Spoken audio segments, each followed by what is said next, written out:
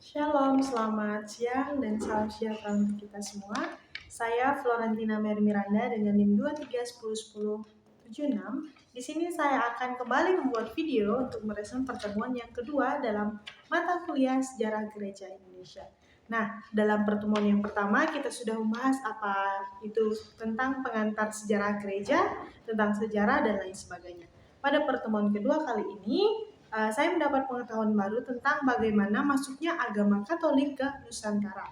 Nah, latar belakangnya yaitu bermula pada saat ekspansi kolonialisme Belanda Eropa, yaitu di mana bangsa Portugis datang ke Indonesia yang tidak langsung secara ekonomi mencari rempah-rempah, tetapi mereka juga ada misi untuk menyebarkan agama Katolik ke Indonesia pada abad yang ke-16. Nah, mereka menjalankan misi itu dengan semangat Deus Gloria et Pecunia, artinya Tuhan, kemuliaan, dan kekayaan.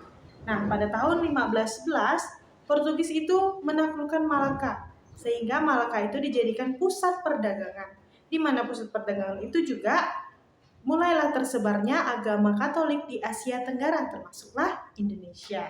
Nah, karena Maluku itu berdekatan dengan pusat perdagangan Portugis, maka Malukulah yang pertama kali tersebarnya agama Katolik di Indonesia. Itu sekitar tahun 1546 sampai dengan tahun 1547. Nah, pada saat tersebarnya agama Katolik di Indonesia, tepatnya pertama kali di Maluku itu, ada seorang misionaris terkenal, yaitu Santo Franciscus Xaverius, yang dimana dibahas dalam pertemuan pertama itu, ia dikenal sebagai Santo Asia, karena berkatnya lah agama Katolik bisa tersebar di Asia Tenggara. Nah, beliau adalah imam dari Serikat Yesus atau SJ yang datang ke Maluku, dan ia memiliki karya-karya di beberapa tempat. Di Ambon, ia yang membaptis dan mengajar agama Katolik kepada para penduduk lokal.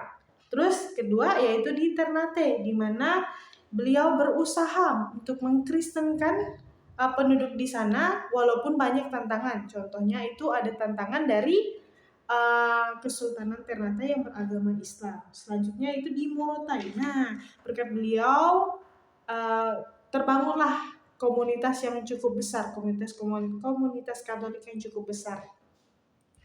Nah, setelah kepergian Santos Franciscus Xaverius ini, misi Katolik tersebarnya Katolik di Indonesia itu dilanjutkan oleh para misionaris dari ordo lain.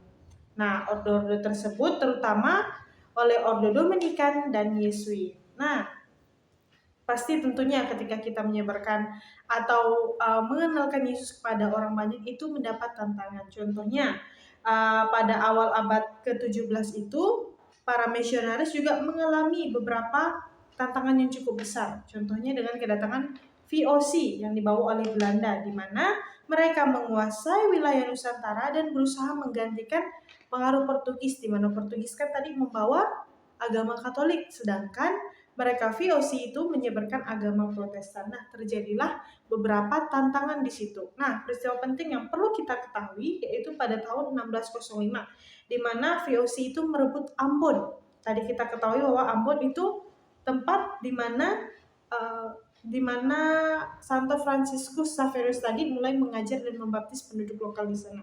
Namun, datangnya VOC ini malah merebut kembali Ambon. Dia mengusir-ngusir imam-imam Katolik, dan gereja-gereja Katolik di sana dihancurkan, dijadikan gereja Protestan.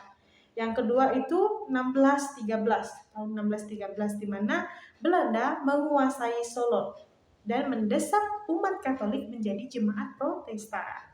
Selanjutnya 1641, di mana Malaka jatuh ke dalam tangan Belanda. Ini membuat misi kekatolikan menjadi melemah.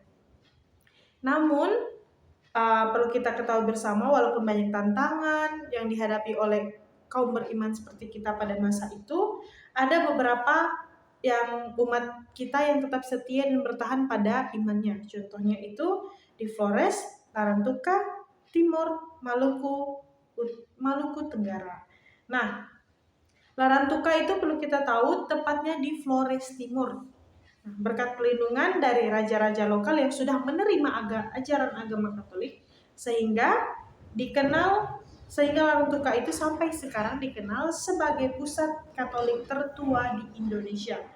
Yang selanjutnya ada tadi di Timur dan Sumba, Maluku Tenggara. Di Maluku Tenggara itu tepatnya umat di Kepulauan Kei dan Tanimbar yang menjalankan imannya walau dalam masa-masa sulit, teman-teman. Nah, setelah kita bahas tadi mulai dari bagaimana latar belakang agama Katolik masuk ke Indonesia, misi Katoliknya yang dijalankan oleh Santo Fransiskus dan dilanjutkan oleh misionaris lainnya, tantangan yang dihadapi dengan kedatangan VOC dan lain sebagainya juga, kita masuk kepada kesimpulan di mana bisa kita tarik kesimpulan pada abad 16 dan 17 itu Katolik masuk ke Indonesia lewat bangsa Portugis yang tak hanya secara ekonomi mencari rempah-rempah, tetapi juga mereka menyebarluaskan agama Katolik oleh para misionaris tepatnya di Maluku dan Nusa Tenggara. Nah, dan di mana dalam proses menyebarkan agama tersebut juga mendapat tantangan dari Belanda yang menyebarluaskan agama Protestan. Namun, iman orang Katolik pada saat itu tetap bertahan di wilayah-wilayah tertentu. Tadi disebut di Larantuka dan lain sebagainya. Itu yang menjadi dasar berkembangnya gereja Katolik hingga saat ini. Baik, sekian resume yang saya bisa pahami, yang saya dapat ilmu baru pada pertemuan kedua ini. Atas waktu dan kesempatannya, saya ucapkan terima kasih.